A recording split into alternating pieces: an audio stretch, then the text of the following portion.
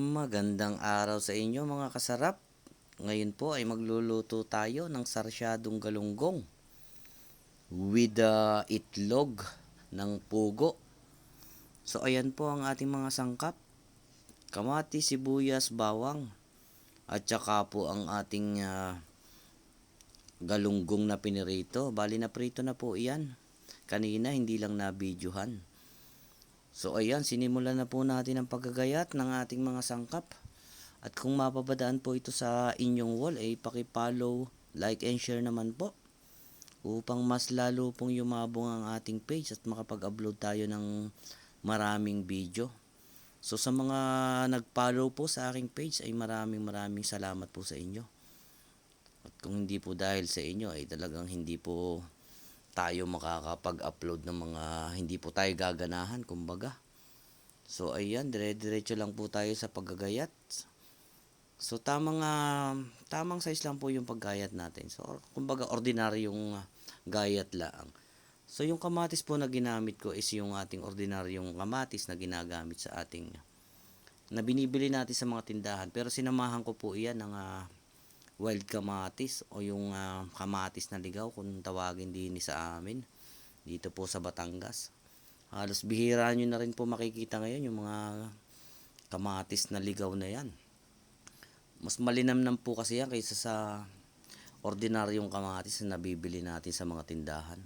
So kaya gumagamit pa rin po ako niyan sa pagluluto at meron po kaming tanim yan dito. So ayan guys, binalatan na rin po natin yung itlog ng pugo. Bali kanina ko pa rin po yung nailaga. So optional lang po yan. Optional lang po. Hindi po kung gusto niyo lang po na maglagay ng itlog ng pugo is pwede naman po. At kung hindi niyo naman po gusto okay lang din po. So optional lang po ang paglalagay ng itlog ng pugo sa mga sarsyado. Kalimitan lang naman po talagang nilalagyan ng itlog ng pugo yung mga chop suey. So ayan guys, unti-unti na nating natatapos yung mga preparasyon ng ating mga sangkap. Shout out po pala sa mga Shopee rider ng Lipahab. Be safe po lagi, ride safe, mabuhay po kayo.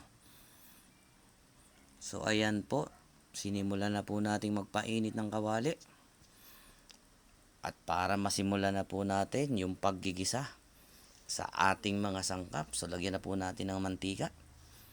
Painitin lang po natin bago po natin ilagay ang ating sibuyas, bawang at luya.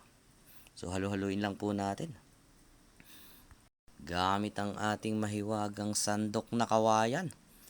Ayan po, igisa na po natin. Simulan na po natin sa luya.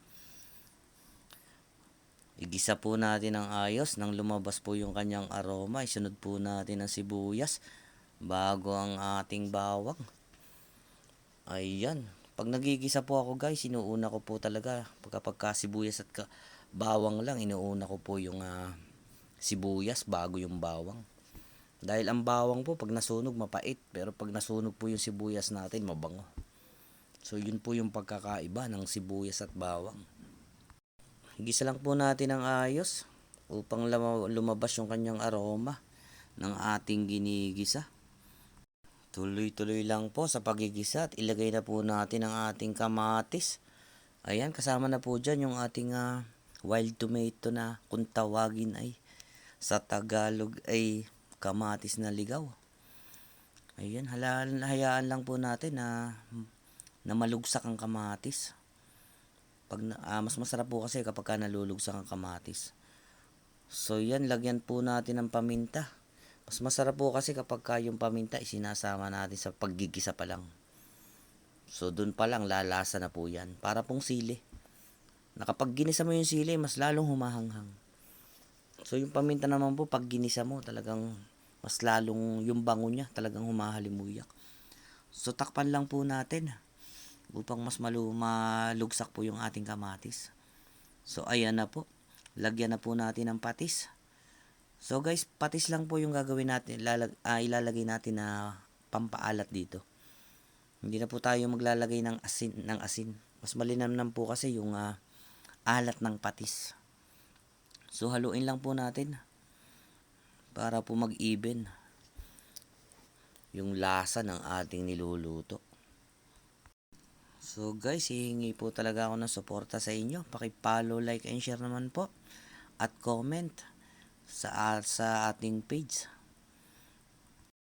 So ayan, lagyan na po natin ng tubig. So tansyahan lang po yung ating tubig na ilalagay. Yung pong pinakasabaw niya.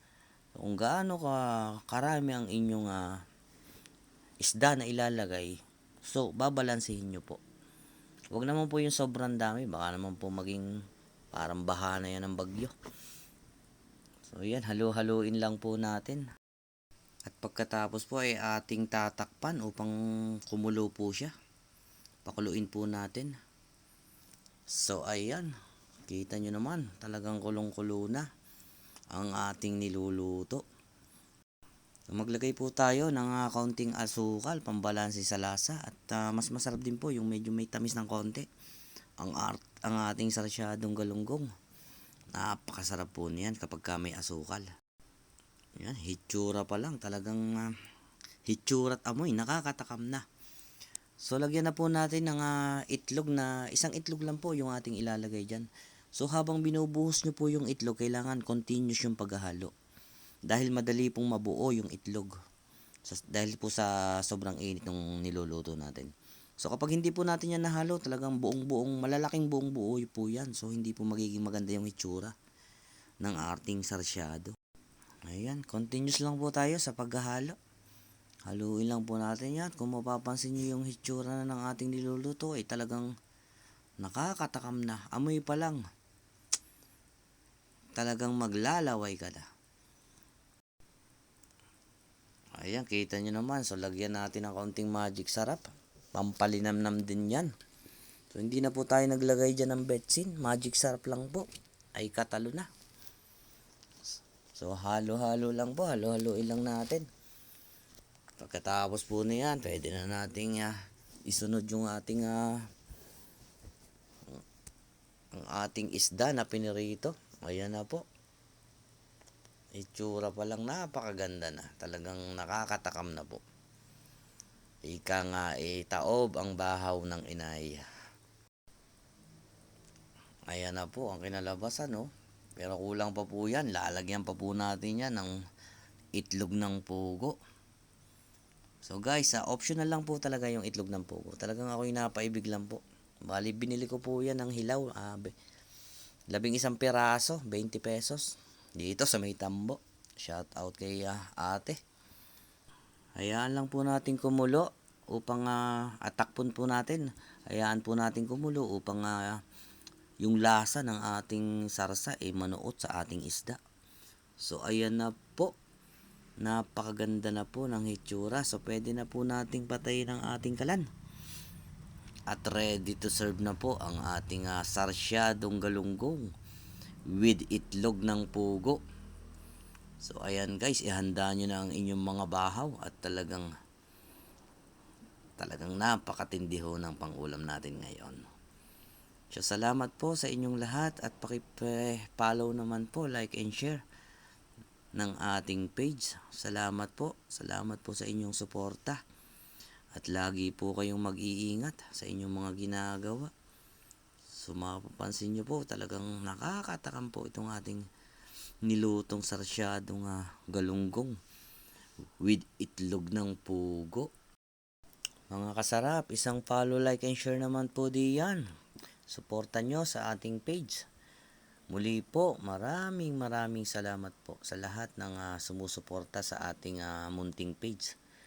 Baguhan lang po tayo sa ganitong larangan, kaya talagang yung suporta nyo po yung aking kailangan. Ayan na po, ready to serve na po. Salamat po. God bless you all. God bless.